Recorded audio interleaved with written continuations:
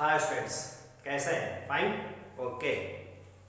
My self JP Giri from Saran IIT Mathematics welcomes you all in the world of mathematics. Mathematics दुनिया में आप सभी का स्वागत है। स्टैंडर्ड 10th का फर्स्ट चैप्टर हम लोग स्टार्ट किए हैं और प्रीवियस 2 वीडियोस में हम लोगों ने यूक्लिड डिवीजन एल्गोरिथम पर बेस्ट क्वेश्चंस किए। अब हम नेक्स्ट टाइप ऑफ क्वेश्चन की तरफ मूव कर रहे हैं और इस वीडियो में हम लोग प्राइम फैक्टराइजेशन मेथड से एलसीएम और एचसीएफ निकालना सीखेंगे और कुछ अदर क्वेश्चंस भी करेंगे। So without wasting our precious time, let's start learning. There is a question before you that find the LCM and HCF of the numbers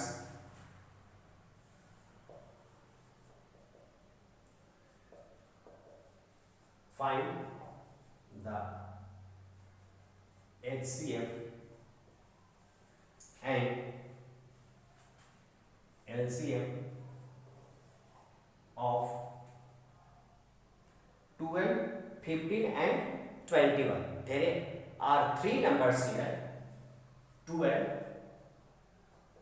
15 and 21. By prime factorization or prime factorization method.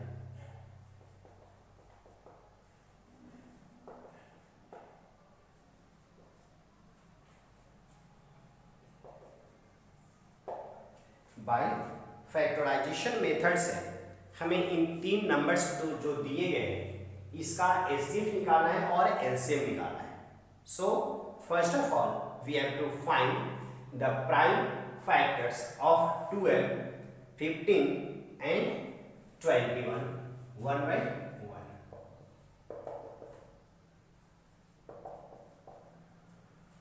Given numbers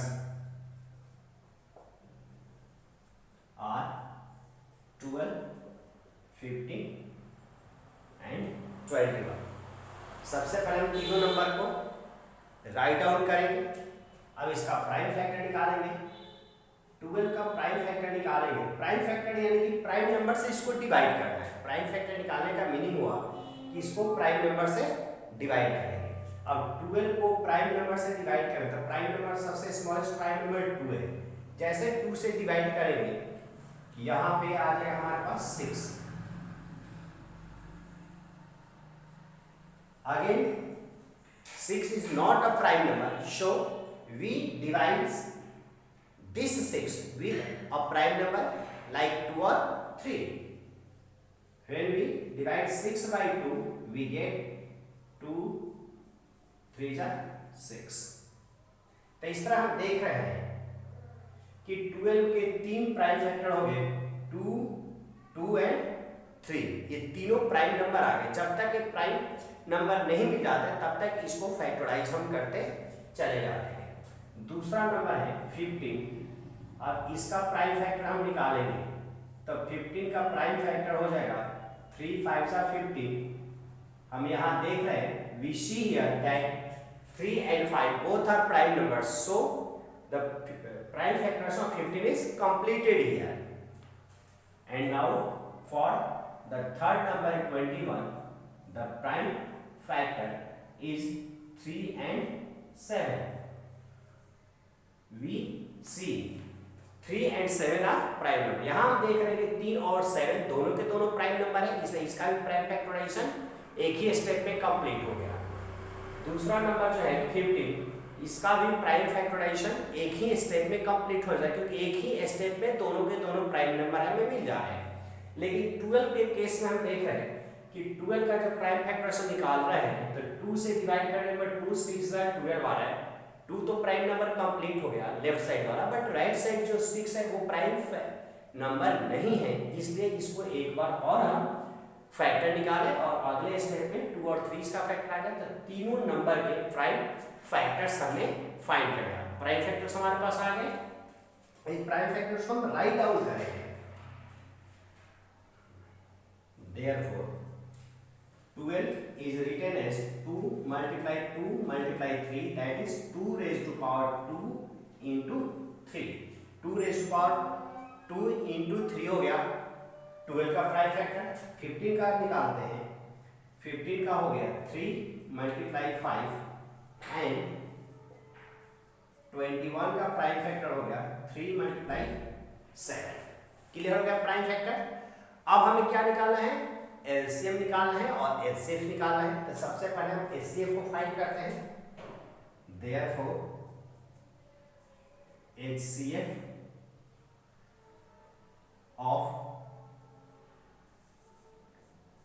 12, 15 and 21। 12, 15 और 21 का HCF. HCF क्या होता था, previous video में हम लोग discuss किए हैं, हाईएस्ट कॉमन फैक्टर। 12, 15 और 21 का highest common factor, common factor मतलब जो तीनों में हो, तो तीनों में क्या मिल रहा है, 3 मिल रहा है। 3 जो है वो तीनों 12, 15 और 21 का फैक्टर है, कॉमन फैक्टर है। 3 is the common factor of 12, 15 and 21, so 3 will be our HCF. तो यहाँ एचसीएफ हमारा निकल गया 3। अब एलसीएम निकालना है, तो एलसीएम के लिए क्या करना है, एंड एलसीएम ऑफ 12, 15 एंड 21। अब 12, 15 और 21 का एलसीएम निकालना है। अभी आंसर इसको हटाते हैं।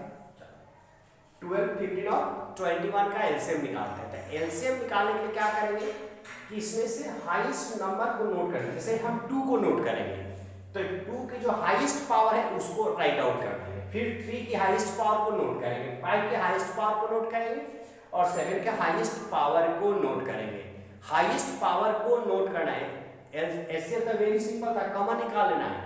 एलसीएम में क्या करना होगा कि जितने भी फैक्टर्स बने हैं उस फैक्टर्स का जो हाईएस्ट नंबर ऑफ पावर होगा उसको राइट आउट करेंगे। जैसे 2 की पावर 2 यहाँ हाईएस्ट है और 2 कहीं नहीं दिखाई पड़ रहा है, तो 2 की पावर 2 हमारा हो गया मल्टीप्लाई। अब 3, 2 के बाद 3 आ रहा है, 3 फैक्टर है, तो 3 की पावर 1, 3 की पावर 1, 3 की पावर 1, तो यहाँ 3 की पावर 1 ही हाईएस्ट है। अगर कहीं 3 की पावर 2 रहता तो 3 की पावर 2 वाला लेते, अगर कहीं 3 की पावर 3 रहता तो 3 की पावर 3 लेते, लेकिन हम तीनों में देख रहे हैं तीनों केस में 3 की पावर 1 ही हाईएस्ट फैक्टर है, तो हम यहाँ 3 ले लेंगे मल्टीप्लाई। अब 5 लेते हैं, 2 का हो गया, 3 का हो गया, 5 का, तो 5 तो एक ही 5 है, 5 की पावर 1, तो 5 की पावर 1 हो गया और उसके बाद 7, वो अभी अकेला है तो वो 7 हो गया। तो इस सब को सॉल्व करेंगे, इस सब को मल्टीप्लाई करके जो आएगा वही हमारा एलसीएम हो गया। 3 डिफरेंट नंबर्स का अगर हमें एलसीएम निकालना है प्राइम फैक्टराइजेशन मेथड से, तो इस तरह से हम करेंगे। एचसीएफ में ज़्यादा कुछ नहीं करना है, सिर्फ कॉमन जो नंबर है उस कॉमन नंबर को लिख देना है। एलसीएम में क्या करना होगा कि जो हाईएस्ट पावर होगा उस हाईएस्ट पावर को यहाँ लिखते जाएंगे। अब इस सबको मल्टीप्लाई करेंगे और मल्टीप्लाई करके यहाँ हमारा रिजल्ट डाल देंगे। कितना हो रहा है जी, 7 5 जा 35 हो गया और 35 को 3 से करते हैं तो 35 3 जाओ 105, 105 हो गया, 105 हो गया। 105 को 4 से मल्टीप्लाई करें, 2 की पावर 2, 105 को 4 से मल्टीप्लाई करेंगे तो कितना हो गया हमारा 420। तो 420 will be our result. Clear हो गया कि एलसीएम और एचसीएफ अगर निकालना है 3 डिफरेंट नंबर का, 2 नंबर का हम लोग प्रीवियस वीडियो में ऑलरेडी सीख चुके हैं। अगर आप लोगों ने अभी तक नहीं देखा है तो प्रीवियस वीडियो में जा करके इसे देख सकते हैं कि 2 नंबर का एलसीएम और एचसीएफ कैसे फाइंड किया जाता है by using Euclid division algorithm as well as prime factorization method. इस वीडियो में हम लोगों ने 3 डिफरेंट नंबर का एलसीएम और एचसीएफ प्राइम फैक्टराइजेशन मेथड से निकालना सीखा। Now we move for another question.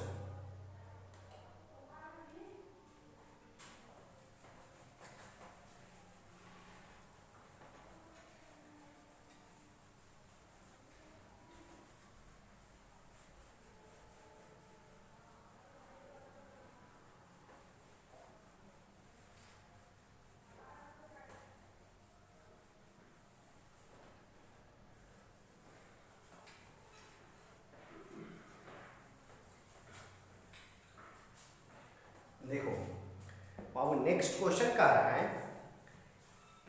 Check whether 6 raised to power n can end with the digit 0 for any natural number n।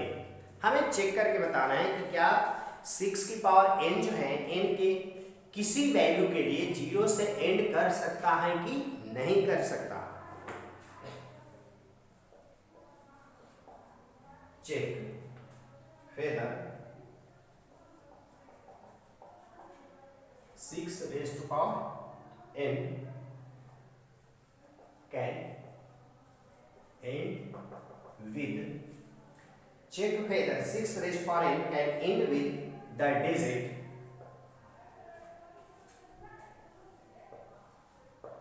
digit 0 for any natural number n, for any natural number n। There is a question before you that check whether 6 raised to power n can end with the digit 0 for any natural number n। क्या किसी natural number n के लिए यह 0 से and कर सकता है, यह चेक करके हमें बताना है। तो सॉल्यूशन में जाने से पहले, इस क्वेश्चन के सॉल्यूशन में जाने से पहले हम यह कंफर्म करेंगे कि कोई भी नंबर 0 से एंड अगर करती है तो एक्चुअली वह नंबर कौन सी नंबर होती है। 0 से एंड होने वाली कोई भी नंबर हम लेते हैं, जैसे 10 ले लिया, नेक्स्ट 20 हो जाएगा, फिर 30 हो जाएगा, फिर 100 हो जाएगा, 110 हो जाएगा, 250 हो जाएगा, सच दैट इस टाइप के जो नंबर्स यहाँ दिए गए ये सारे नंबर्स 0 से एंड कर रहे हैं, मतलब जिसके यूनिट प्लेस पर 0 हो। तो अब यूनिट प्लेस पर 0 होने का मीनिंग क्या हुआ कि वह 10 का मल्टीपल है, 10 के टेबल में, मतलब 10 से डिवाइड हो जाएगा। The number which end with digit 0 must be a multiple of 10। वो 10 का मल्टीपल होगा, 10 के टेबल में आएगा और 10 से वो डिविजिबल है। तो जो नंबर 10 से डिविजिबल है वह नंबर 2 से भी डिविजिबल होगा और 5 से भी डिविजिबल होगा बाय डिविजिबिलिटी रूल। जो डिविजिबिलिटी रूल है वह कह रहा है कि जो नंबर 10 से डिविजिबल होगी वह नंबर 2 से भी डिविजिबल होगी और 5 से भी डिविजिबल होगी। क्योंकि अगर हम 10 को लेते हैं तो 10 का फैक्टर हो गया 2 और 5। उसी तरह 20 का फैक्टर निकालेंगे तो उसके फैक्टर में भी 2 और 5 रहेगा। अदर नंबर भी हो सकता है but 2 and 5 must be there if it ends with digit 0। अगर डिजिट 0 से एंड करेगा तो उसका जब भी फैक्टर निकालेंगे तो उसके फैक्टर में 2 भी होगा और 5 भी होगा और इसके बाद अदर नंबर भी हो सकते हैं, लेकिन 2 5 जरूर रहेगा। 20 का निकालेंगे तो 20 का निकालेंगे तो 2 into 5, देखो 2 और 5 आ रहा है। 30 का निकालेंगे तो 2 into 3 into 5, मतलब 2 और 5 के अलावा इसमें एक थर्ड नंबर भी हो सकता है, थर्ड नंबर भी हो सकता है, फोर्थ नंबर, दूसरा नंबर भी हो सकता है, लेकिन 2 और 5 must be there if it ends with digit 0। Clear हो गया कि कोई भी नंबर अगर 0 से एंड करेगी तो उसके प्राइम फैक्टर में क्या होगा 0 और 2 और 5 रहेगा। क्लियर हो गया।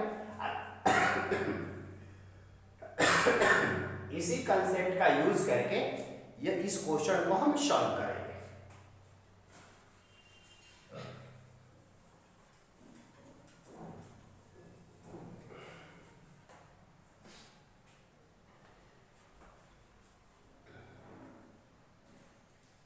लिखेंगे we know that any number with factors 2 and 5 must end with digit 0। यह अभी जो ऑब्जर्वेशन हम किए हैं, जो एक्सप्लेनेशन करें जस्ट पहले, उससे यह क्लियर हो गया कि we know that any number with factors 2 and 5, कोई भी नंबर जिसके फैक्टर 2 and 5 हो मस्ट एंड विद डिजिट 0, वह डिजिट 0 से एंड करती है। क्लियर हो गया? We see the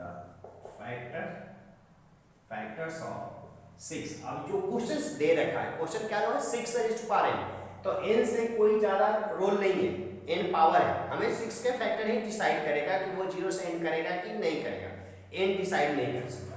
we see the factors of 6 are 2 and 3 but not 5। हम देख रहे हैं कि 6 का जो फैक्टर है उसमें 2 भी है और 3 है, 2 है 5 नहीं, 3 है, 3 रह सकता है 3 नहीं भी सकता, लेकिन 2 और 5 का पेयर जरूर रहना चाहिए, लेकिन यहाँ सिर्फ 2 है और 5 नहीं है। Show 6 raise to power n can never be end with digit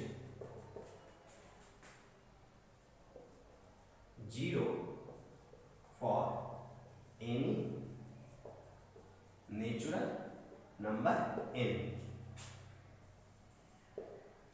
This is our answer. So 6 raised to power n can never be in with digit 0 for any natural number n. So इसलिए हम कह सकते हैं कि 6 power n n के किसी भी natural number के लिए 0 से एंड नहीं हो सकता।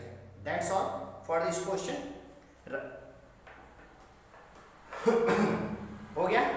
चलिए नेक्स्ट क्वेश्चन हम देखते हैं। इसमें इसी एक्सरसाइज का अगला क्वेश्चन भी हम देख लेते हैं।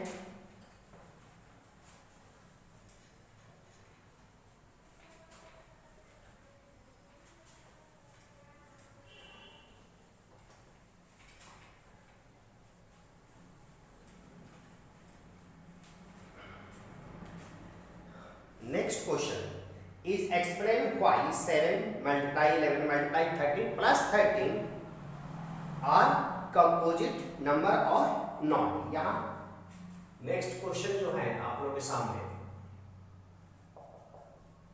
Explain why 7 multiply 11 multiply 13 plus 13। एक और क्वेश्चन है बट मैं फर्स्ट एक ही क्वेश्चन नोट कर रहा हूँ, दूसरा क्वेश्चन सेल्फ असेसमेंट के लिए आप लोगों को छोड़ रहा हूँ। इसी में का दूसरा part are composite number is composite number. अब 2 नंबर आता तो आर होता, एक है तो is composite number, composite number. चलिए, there is a question before you that explain why this is a composite number. हमें बताना है कि यह कंपोजिट नंबर क्यों है। अगर है तो इसके पहले हमारे पास कंपोजिट नंबर का आइडिया होना चाहिए कि कंपोजिट नंबर होता क्या है। तो सारे नंबर जितने भी रियल्स नंबर हैं उन सारे नंबर को 2 पार्ट में ब्रेक किया गया है, एक प्राइम नंबर, और प्राइम नंबर को छोड़कर जो बच गए वे सारे कंपोजिट नंबर में चले जाते हैं एक्सक्लूडिंग 1 ना प्राइम नंबर में होता है ना कंपोजिट नंबर में। 1 जो है ना प्राइम नंबर में काउंट होता है ना कंपोजिट नंबर। और जितने भी नेचुरल नंबर हैं उन सारे नंबर को 2 ग्रुप में बांटा। एक है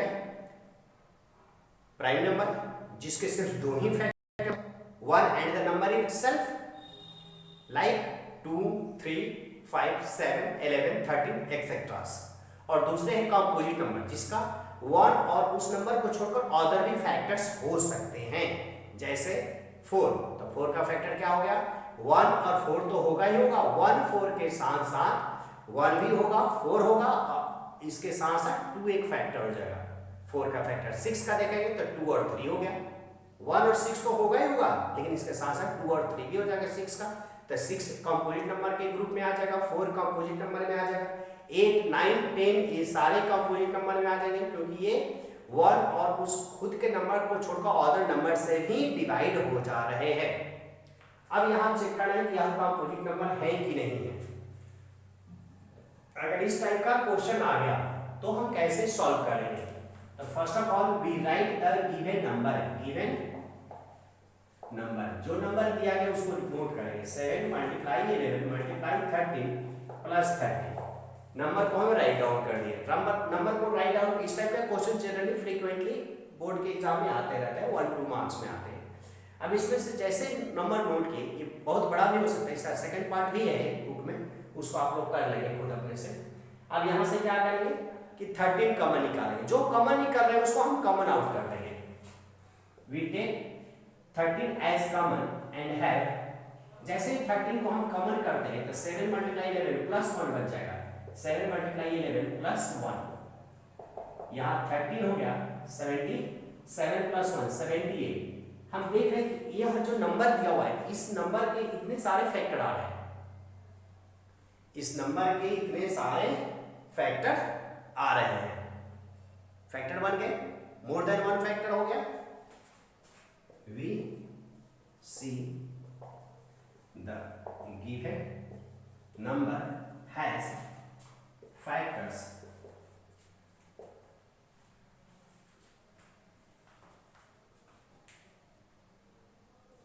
13 and 78. Show this number is a composite number.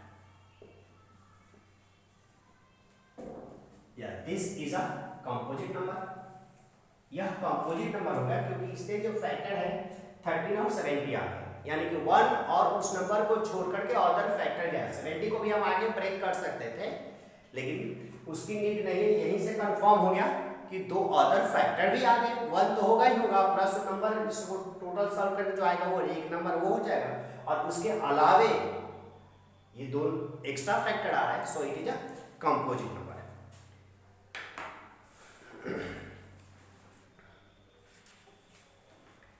अब अगला टॉपिक जो है इस वीडियो में वह है टर्मिनेटिंग और नॉन टर्मिनेटिंग डेसिमल एक्सप्रेशन पर बेस्ट क्वेश्चन है, जो आप लोगों को एक्सरसाइज 1.4 एनसीईआरटी बुक के एक्सरसाइज 1.4 में मिलेगा।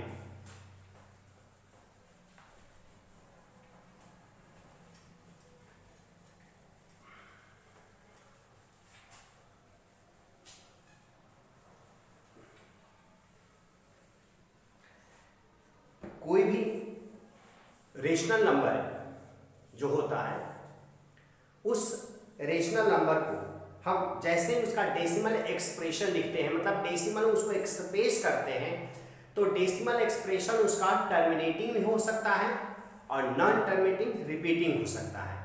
कोई भी अगर फ्रैक्शन दिया हुआ है तो टर्मिनेटिंग हो सकता है और नॉन टर्मिनेटिंग रिपीटिंग हो सकता है। तो हम कैसे पहचानेंगे कि कोई नंबर जो है या किसी भी रेशनल नंबर का डेसिमल एक्सप्रेशन टर्मिनेटिंग है या non terminating?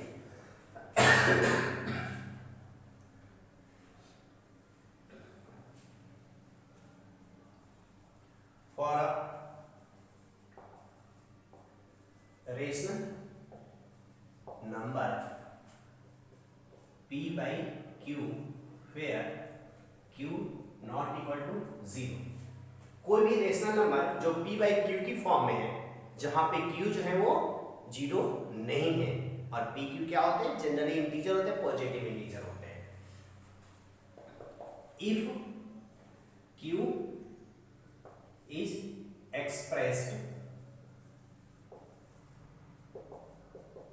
in the form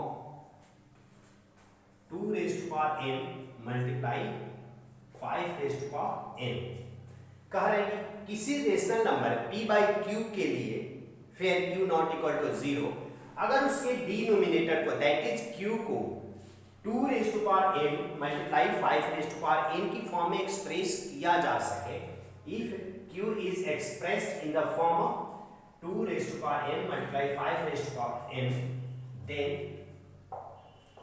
the decimal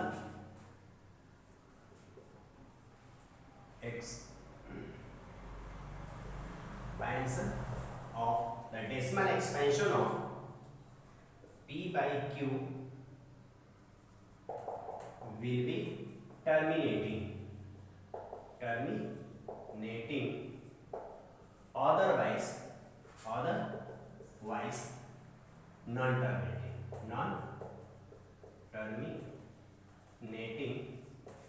non-terminating repeating। देखो यहाँ एक कंडीशन लिखा हुआ है कि कोई भी रेशनल नंबर जो p/q की फॉर्म में है, अगर उसका डिनोमिनेटर 2m और 5n की फॉर्म में एक्सप्रेस हो सके तो वह नंबर टर्मिनेटिंग होगी, यानी कि उसका डेसिमल एक्सपेंशन जो, जैसे डेसिमल में उसको एक्सपेंड करेंगे, डेसिमल में लिखेंगे तो वह नंबर टर्मिनेट हो जाएगा। अब टर्मिनेट, कुछ बच्चों को यही समझ में आया कि सर क्या बोल रहे हैं, टर्मिनेट क्या होता है? टर्मिनेट मीन्स उसका डेसिमल एक्सप्रेशन जाकर कहीं ना कहीं एंड हो जाएगा। फॉर एग्जाम्पल, जैसे मान लिया कि यहाँ हमारे पास एक नंबर है 4/3, नंबर है 4/3। अब 4 को 3 से डिवाइड करेंगे, तो जैसे हम 4 को 3 से डिवाइड करते हैं, 4 को 3 से डिवाइड करेंगे तो 3 × 1 = 3 आ गया 1। अब डेसिमल में डिवाइड करना है इसको, डेसिमल में करके 0 डाल दिया, 3 × 3 = 9, फिर 1 आ गया, चूंकि डेसिमल दे चुका हूं तो 0 डालते रहूंगा, 3 × 3 = 9, 3 × 3 = 9। और यह प्रोसेस इनफाइनाइटली चलते रहेगा, ये कभी एंड नहीं करेगा। तो इसी को बोलते हैं कि नॉन टर्मिनेटिंग रिपीटिंग। यह नंबर टर्मिनेट नहीं हो रही, टर्मिनेट होना मतलब इसका डेसिमल खत्म नहीं हो रहा है, मतलब इसका रिमाइंडर 0 नहीं आ पा रहा है। अब दूसरा एग्जांपल लेते हैं, जैसे मान लीजिए 3 को 4 से डिवाइड करना पड़ेगा, ये तो 4/3 था, अब 3/4।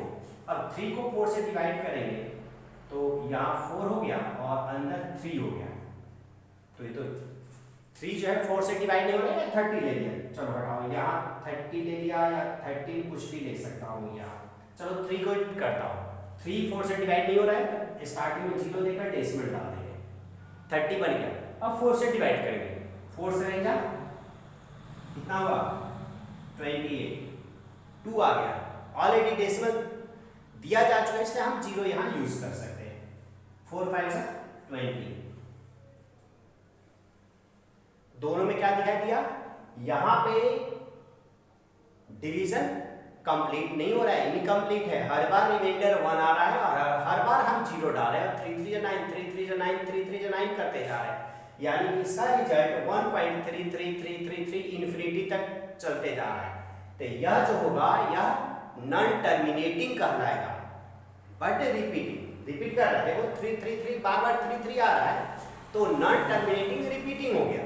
क्या हो गया? Non terminating repeating. यह भी रेशनल नंबर है, 4/3 भी रेशनल नंबर है, 3/4 भी रेशनल नंबर है, दोनों के दोनों रेशनल नंबर है, बट 3/4 जो है वो टर्मिनेटिंग डेसिमल है, टर्मिनेटिंग डेसिमल एक्सप्रेशन इसका हो रहा है और इसका नॉन टर्मिनेटिंग हो रहा है। क्यों? अब इसको भी यही सी कंडीशन से, यहाँ जो कंडीशंस लिखा हुआ है उसके थ्रू हम समझ लेते हैं कि यहाँ फर्स्ट केस में 3/4 है, तो 4 जो इसका डिनोमिनेटर है 4, इसको हम 2 की पावर 2 और 5 की पावर 0 की फॉर्म में लिख सकते हैं। 2 की पावर 2, यहाँ जो डिनोमिनेटर 4 है तो 2 की पावर 2 × 5 की पावर 0, 5 की पावर 0 1 होता है, क्योंकि हमें 2 की पावर m और 5 की पावर n की फॉर्म में लिखा जा सकता था। तो फर्स्ट केस में हम देख रहे हैं कि इसका जो डिनोमिनेटर है वह 2 की पावर m और 5 की पावर n की फॉर्म में एक्सप्रेस हो सकता है। ध्यान यही रखना है कि डिनोमिनेटर का जो फैक्टर होगा या तो 2 हो या 5 हो या बोथ हो, क्योंकि 2 रहेगा तो वहां 5 की पावर 0 देंगे, अगर 5 रहेगा तो वहां 2 की पावर 0 देकर इस फॉर्म में ला देंगे। सिर्फ 2 रहना चाहिए और 5 रहना चाहिए। अगर 2 5 को छोड़कर कोई दूसरा नंबर आ गया तो हो जाएगा नॉन टर्मिनेटिंग रिपीटिंग। क्लियर हो गया? अब इस बार बेस्ट 1-2 क्वेश्चन हम कर इस वीडियो को कंप्लीट करते हैं। चलिए राइट डाउन कीजिए। हो गया? Okay.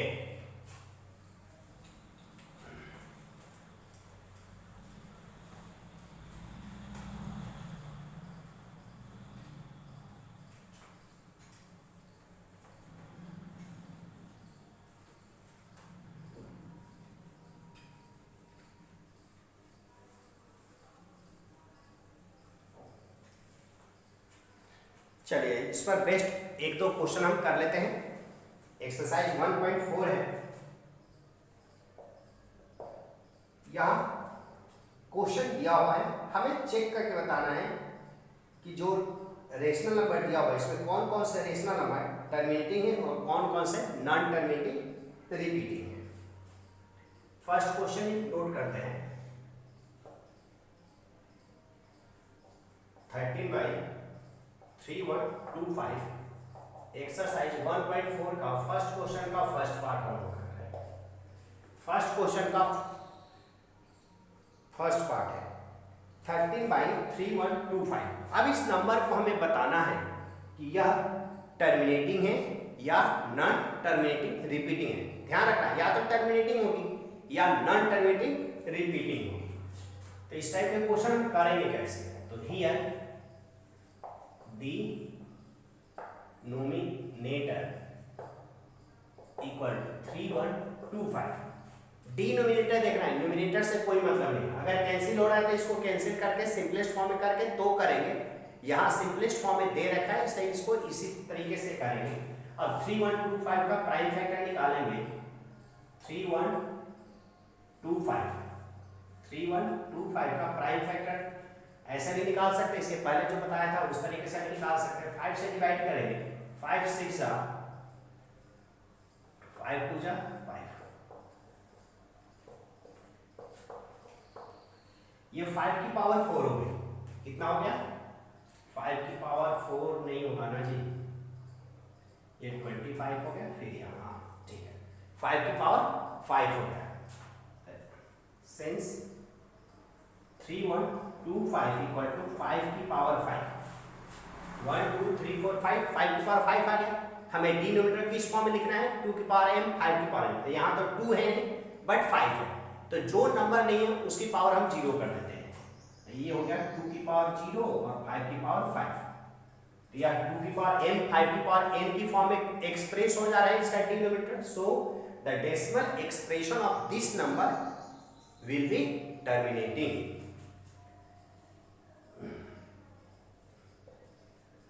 Since the denominator is of the form 2 raised to power n 5 raised to power n, so its decimal expansion, decimal expansion या डेसिमल एक्सप्रेशन दोनों एक ही बात है, एक्सपेंशन ही लिखा है। So it's decimal expansion will be terminating. Clear हो गया? अगर यहीं पे इसी क्वेश्चन में 5 और 2 के साथ ऑर्डर नंबर 3 आ जाता या 7 आ जाता तो कहेंगे कि वह इस फॉर्म में नहीं है। It is not in the form of 2 raised to power m 5 raised to power n, only 2 raised to power m 5 raised to power n होना चाहिए। अगर ऐसा नहीं है तो नॉन टर्मिनेटिंग रिपीटिंग होगा। Got it? आई होप अब आप लोग इस एक्सरसाइज को कंप्लीट करें और नेक्स्ट वीडियो में हम लोग √3 इज इरेशनल को कैसे प्रूव करना है यह सीखेंगे बाय कॉन्ट्रडिक्शन मेथड, जो वेरी वेरी इंपॉर्टेंट क्वेश्चन है at the point of examination. So I close this video with this.